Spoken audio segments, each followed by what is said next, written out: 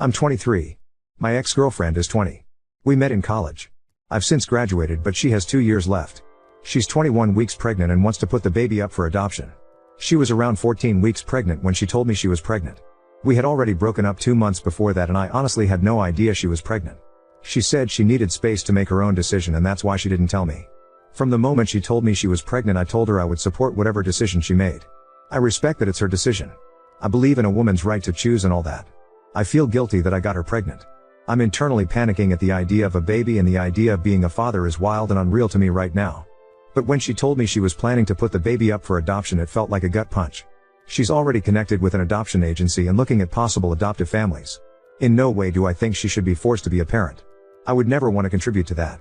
I completely understand her reasoning. It's just making me feel sick. She seems as content as she can be with the decision.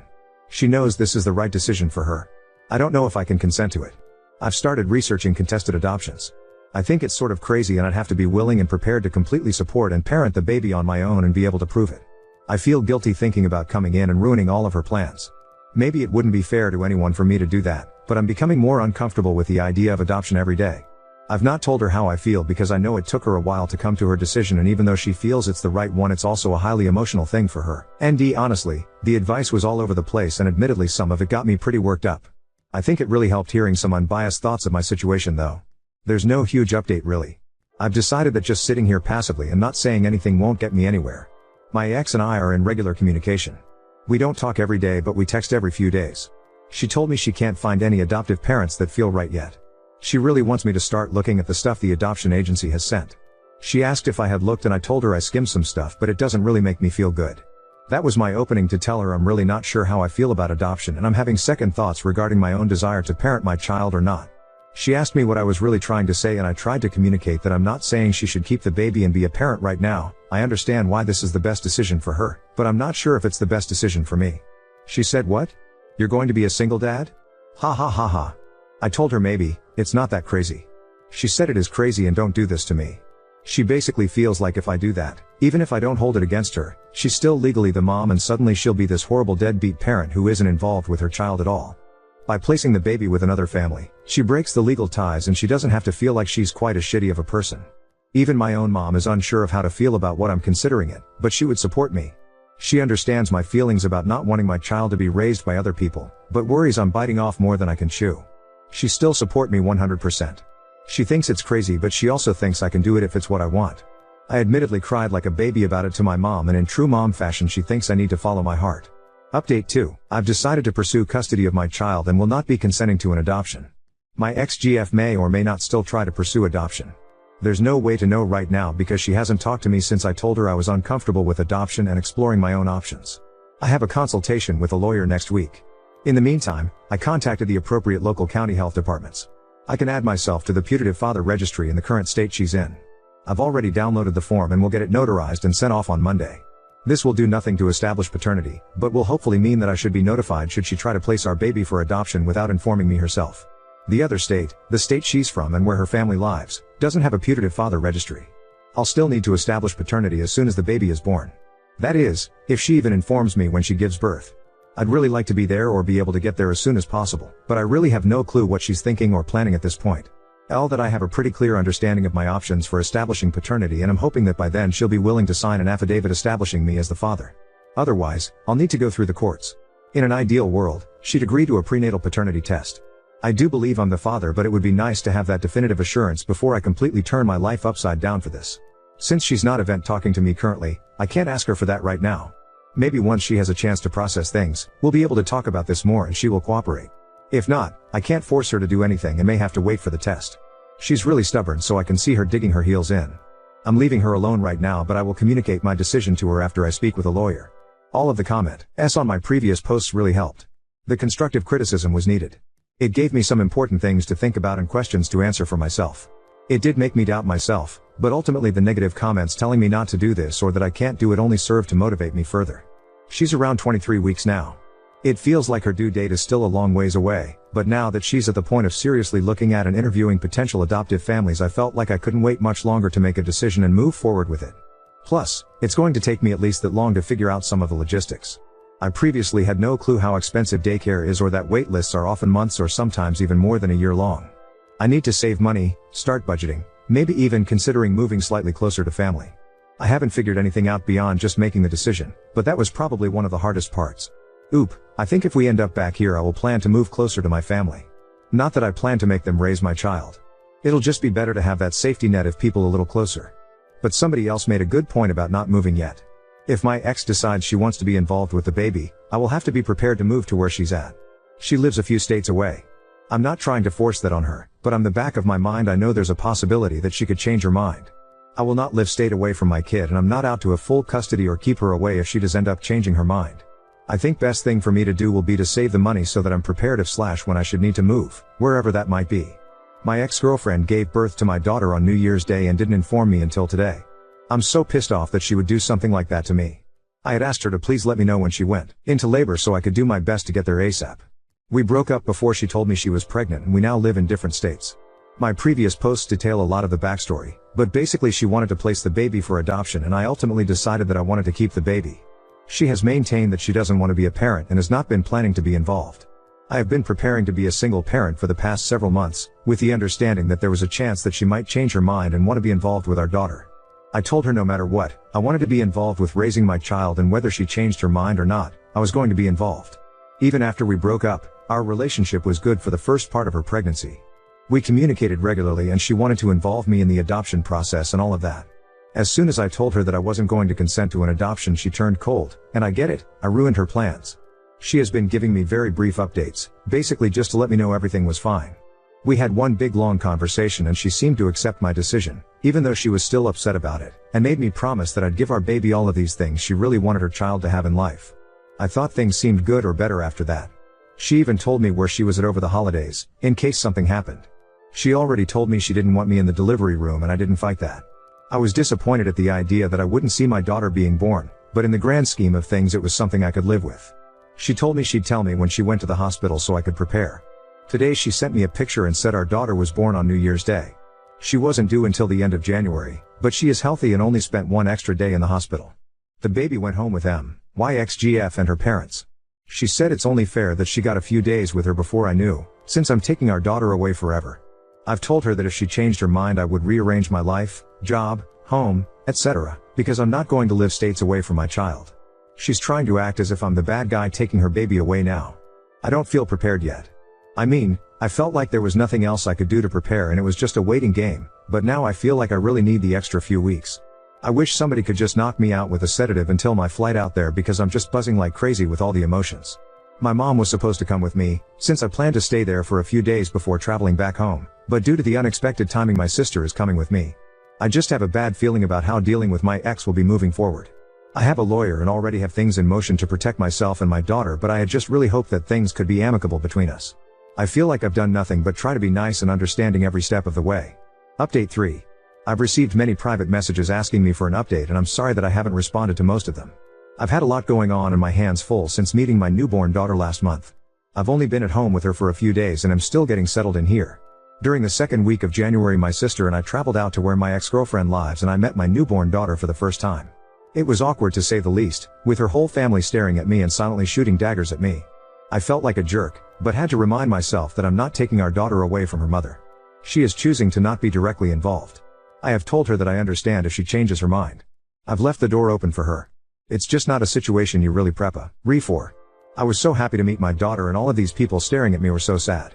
So I sort of hung around there for a little while because it felt wrong to just take the baby and leave. I was waiting for a cue from my ex to indicate she was ready, and eventually she told me to please leave, but that she would want to see her again before I left town. I rented an Airbnb because I planned to be there for a few weeks. Because I wasn't able to be at the hospital within 72 hours of the birth to fill out all of the appropriate paperwork as originally planned, she and I had to go to the local health department to file a paternity affidavit. She willingly went and signed everything. The baby's last name will now officially be changed to mine, but my ex picked out the first and middle names and I chose not to argue. As far as custody goes, the paternity affidavit allowed us to agree to share joint legal custody. I had to submit to a court-approved paternity test as part of that, no big deal. She does not actually want joint legal custody. She wants to give me full legal and physical custody, but the form only allows us to officially establish joint legal custody. She has full physical custody because that's just how the law works there. I was already aware that this would be the case, and my lawyer is working on filing the appropriate forms in court to amend everything. We both want me to have physical custody since I will be the primary caregiver. I am opening a court case. I've explained the steps we have to take and she understands. This is how the process works there, and even though we're in agreement right now, nothing is legally enforceable until there is a court ruling. At this time, she's in agreement and claims that she doesn't plan to fight it. She just wants to get it over with. I told her that she may want to think about it, because it feels like she is just trying to rip the band-aid off as fast as she can right now. I know sharing legal custody co-ULD really backfire on me, but I just want her to feel sure. I got the sense that she wasn't sure but was just trying to follow through with a complete break. I feel like I'm on thin ice right now. All I have is a signed, notarized letter of consent to take my daughter out of state, so I'm anxious to get all official legal proceedings done. I don't think I'll be able to relax fully until then. The baby herself? She's perfect. She's so small. Everyone warned me not to get too many newborn size clothes because she'd grow out so quickly, but the newborn clothes are still a little big. I think her features are becoming more noticeable now, but the only trace of me that I sort of see is her eyes. I look at her and it's like my heart just wants to explode. She's the tiniest, cutest thing I've ever seen in my life, and this is my kid? It still doesn't feel real. I'm still getting used to saying my daughter out loud when I have to call to make appointments. I think she has colic. During the early part of the day she seems happy and able to nap and doesn't cry a ton, but around dinner time she starts screaming and will cry almost non-stop for hours. She spews vomit like you wouldn't believe. The only thing that semi-soothes her is being out in the stroller and rolled back and forth over and over. She was just switched over to a special formula, but I think it's too soon to know if it'll make a difference. I had colic too apparently. A year ago, I never would have imagined any of this. It almost feels like I'm watching somebody else from the outside. Update 4. I officially have sole legal and physical custody of my daughter.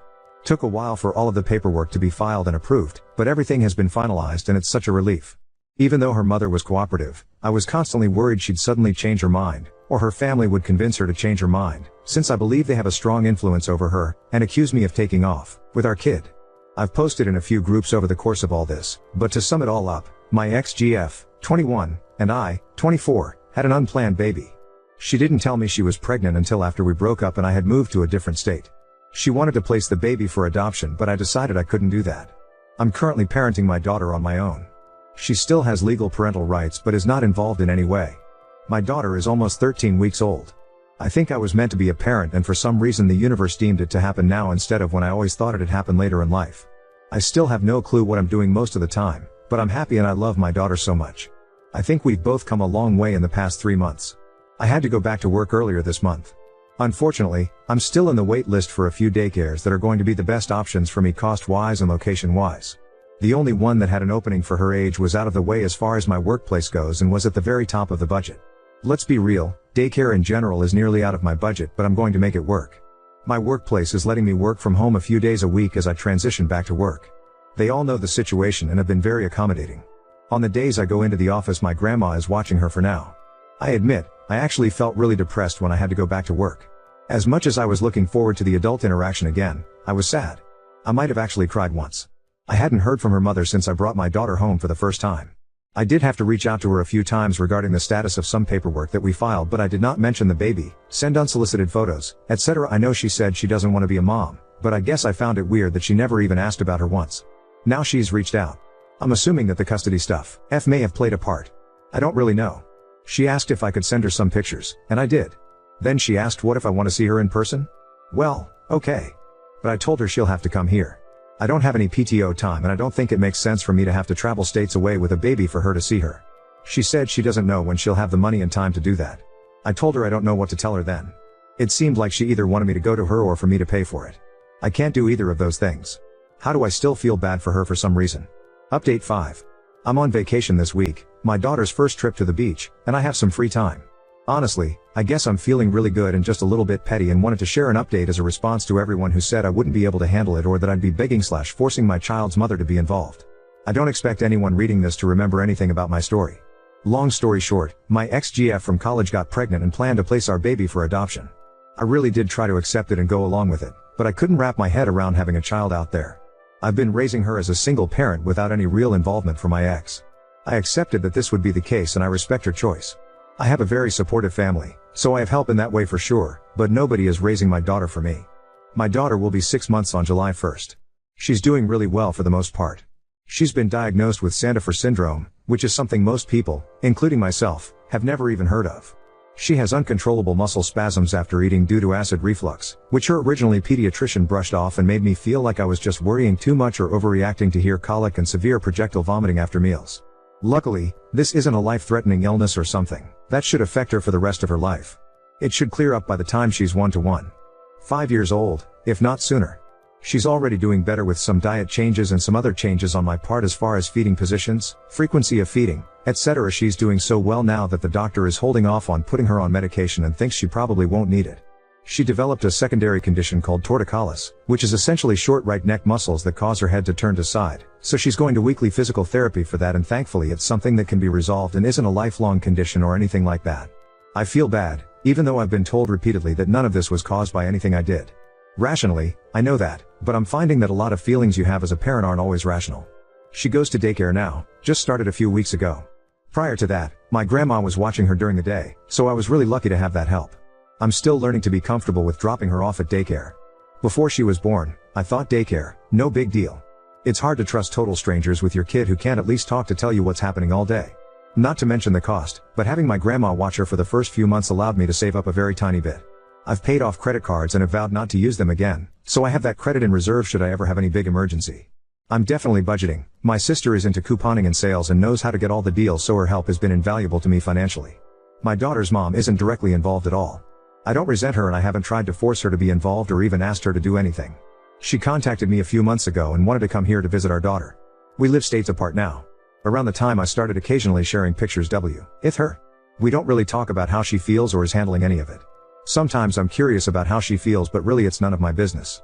She went back to school and is focusing on that now.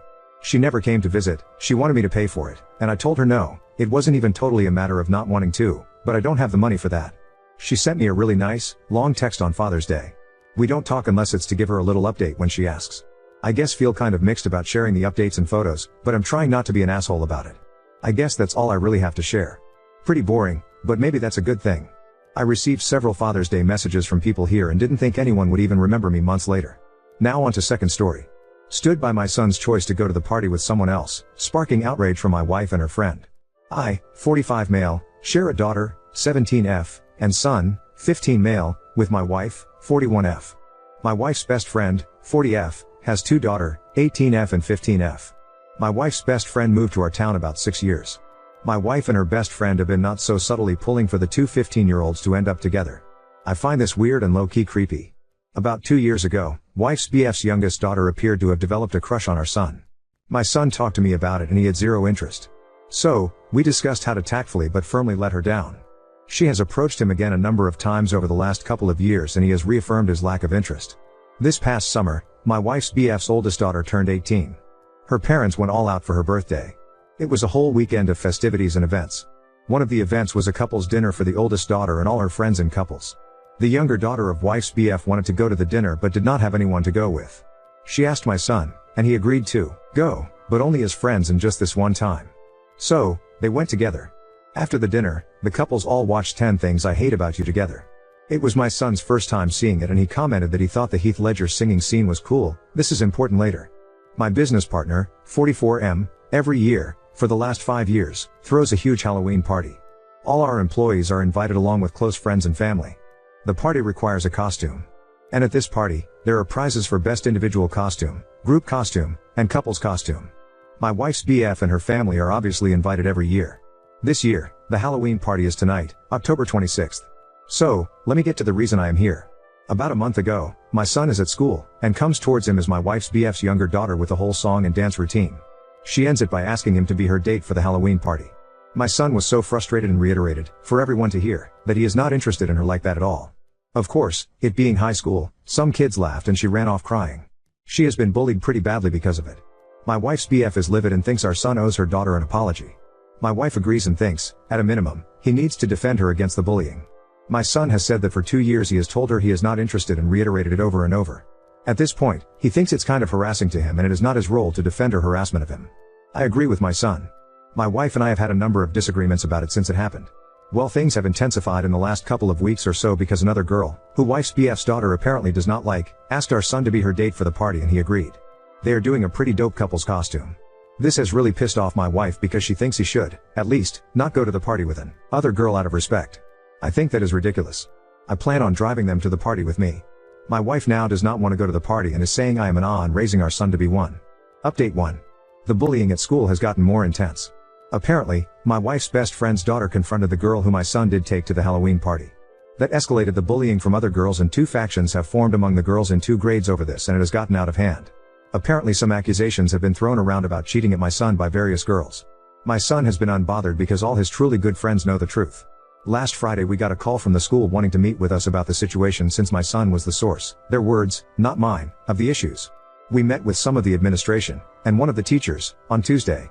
They wanted my son to help the situation by defending my wife's best friend's daughter to their classmates. He refused and talked extensively about her harassing behavior over the past 2 years. They pushed against his description of her conduct. But, we ended the meeting with my son promising to provide a list of her harassment over the past 2 years. Tuesday evening, my son prepared the list and showed his mother and I. When my wife saw the list, it was like scales fell from her eyes. She got pretty emotional, apologized to our son, apologized to me, and we had a good group hug. She is now 100% on our side. She asked our son if she could share the list with her best friend. My son agreed. My wife's best friend's response was to double down. My wife is going low contact for the time being. On Wednesday, we took the list to the school. It is a private school and has a strict code of conduct for students in and out of school.